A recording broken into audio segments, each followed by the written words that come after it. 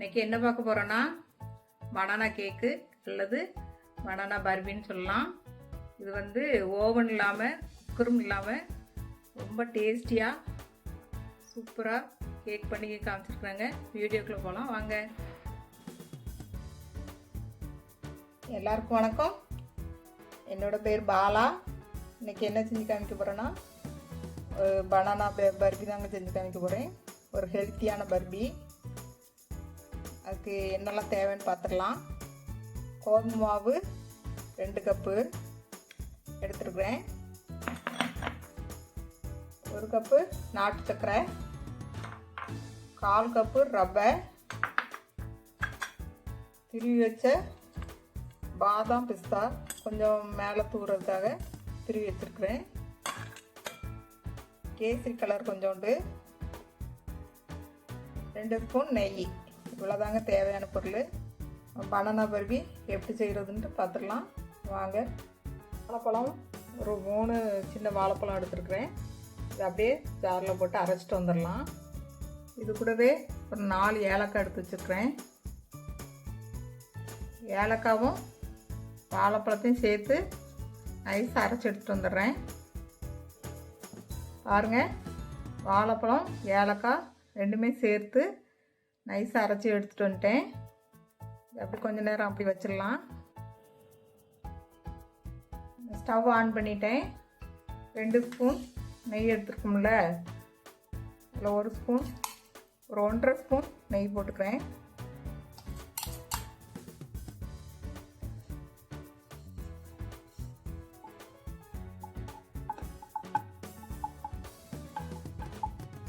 ரெண்டு கப் கோதுமை மாவு போட்டுக்கலாம்.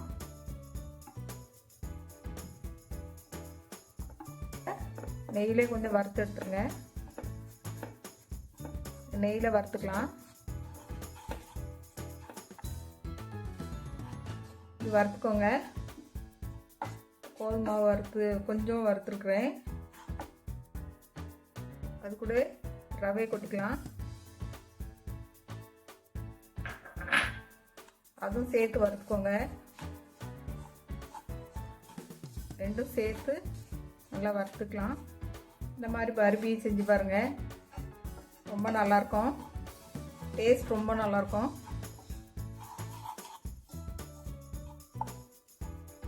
நம்ம கதம் சேனலில் நிறைய ரெசிபி போட்டிருக்கோங்க. வீடியோக்குள்ளே போய் பாருங்கள். வீடியோ பார்க்காதவங்க சேனலுக்குள்ளே போய் பாருங்கள். சப்ஸ்கிரைப் பண்ணாதவங்க சப்ஸ்கிரைப் பண்ணிக்கோங்க.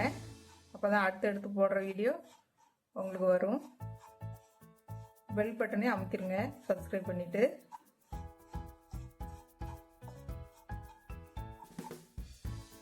நல்லா வறுத்தாச்சு. அது கூட நம்ம அரைச்சி வச்சுருக்கிற வாழைப்பழத்தை சேர்த்துடலாம்.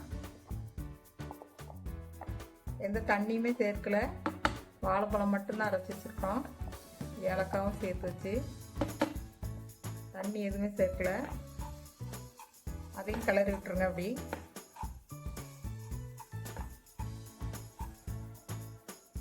அப்படி சேர்த்து கிளறி விட்டுடலாம்.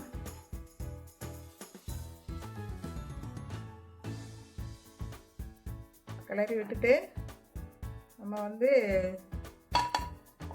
நாட்டு சர்க்கரையை கரைச்சிக்கலாம். அதுக்குள்ள கிளறியில் வச்சுட்டு நாட்டு சர்க்கரையை கரைச்சிக்கலாம்.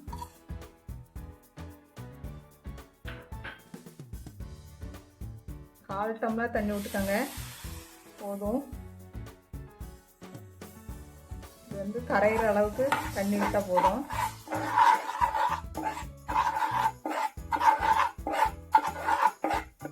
இது கரைச்சிக்கலாம். நல்லா கரையிட்டோம். இது வந்து நாட்டு சர்க்கரை கரைஞ்சிட்டு இருக்குது. வேறு அடுப்பில் மாற்றிட்டேன். இன்னும் கொஞ்சமே வறுத்துக்கலாம்.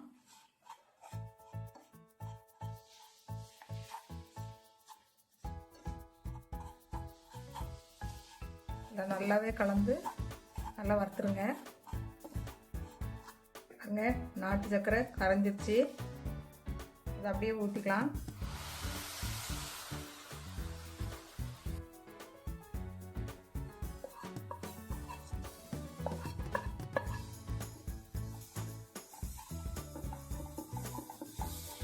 கொஞ்சோண்டு ஃபுட் கலர் சேர்த்துக்கிறேன்.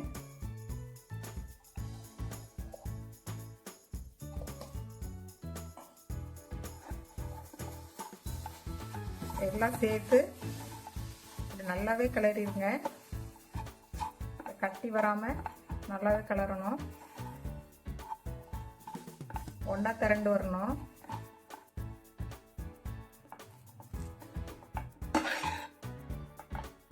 இதை நல்லா கட்டி இல்லாமல் ஒன்றா திரண்டு வர மாதிரி கிளறிடுங்க.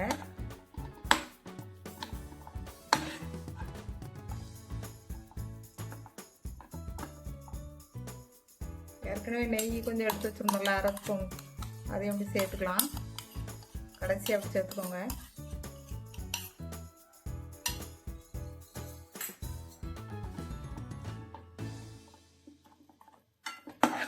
இதுக்கு எந்த பதமும் தேவையில்லை. சர்க்கரை பதம் அந்த மாதிரிலாம் எதுவும் தேவையில்லை. அப்படியே சூப்பராக பண்ணிடலாம் பர்பி. இந்த மாதிரி கிளறு மட்டும் நல்லா கிளறிடுங்க.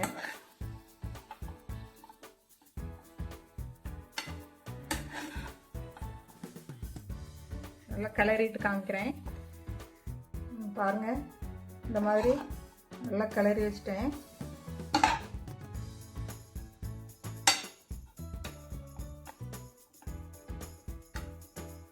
பர்பி கட் பண்ணுற மாதிரி ஒரு பாத்திரம் எடுத்துருக்குறேன்.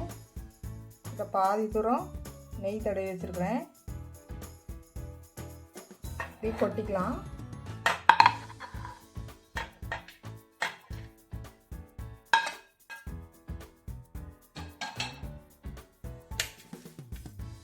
கொட்டிட்டு இது நல்லாவே சமம் பண்ணிடலாம். பர்பி மாதிரி கட் பண்ணிக்கலாம். சமம் பண்ணிவிட்டு இவ்வளோ தூரம் தான் வருது.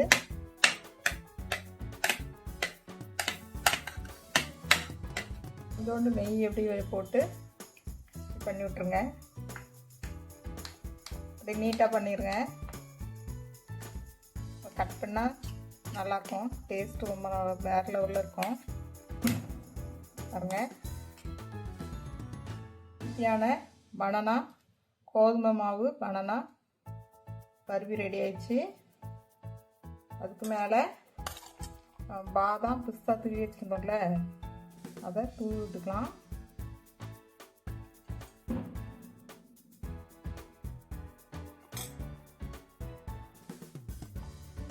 பாதாம் பிஸ்தா பருப்பை துருவி வச்ச பருப்பை அப்படியே தூவி விட்டுக்கலாம். பாருங்கள், துருவி விட்டவரை எவ்வளோ அழகாக இருக்குன்ட்டு. சூப்பராக இருக்கா? சரி, சாப்பிடணும் போல் இருக்குது.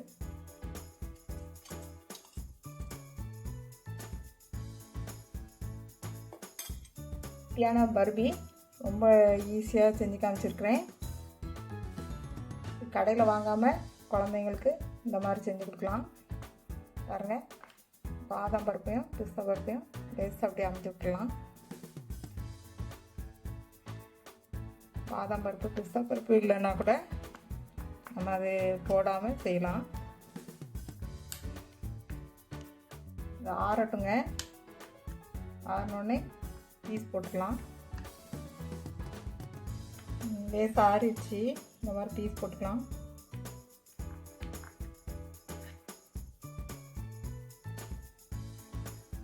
நீளமாக பீஸ் போட்டுக்கிறேன்.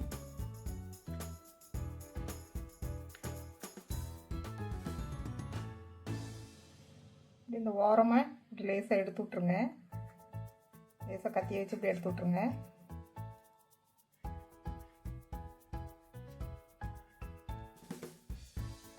எடுத்து விட்டிங்கன்னா பீஸு ஈஸியாக கிடைக்கும். கையில் வந்துடும். அவ்வளோதான், எடுத்து விட்டாச்சு. நடுவுலையும் ஒரு கோட் போட்டுக்குவேன்.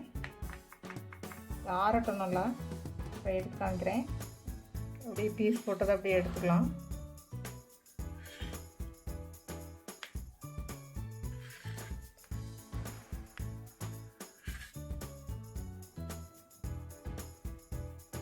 கொஞ்சோண்டு சாப்பிட்டு பார்த்தேன். டேஸ்ட் ரொம்ப நல்லாயிருக்கு. எல்லாத்தையும் அப்படியே எடுத்துக்கலாம். பாருங்க, இது பனானா கேக்குன்னு சொல்லலாம், பனானா பர்பின்னு சொல்லலாம். நம்ம ஓவன் குக்கர் எதுவுமே பயன்படுத்தலை, தவாலே ரெடி பண்ணிட்டோம். ரொம்ப ஈஸி மெத்தடில் பண்ணி காமிச்சிருப்பேன். டேஸ்ட் பார்க்கலாமா? டேஸ்ட் பார்த்து சொல்லு.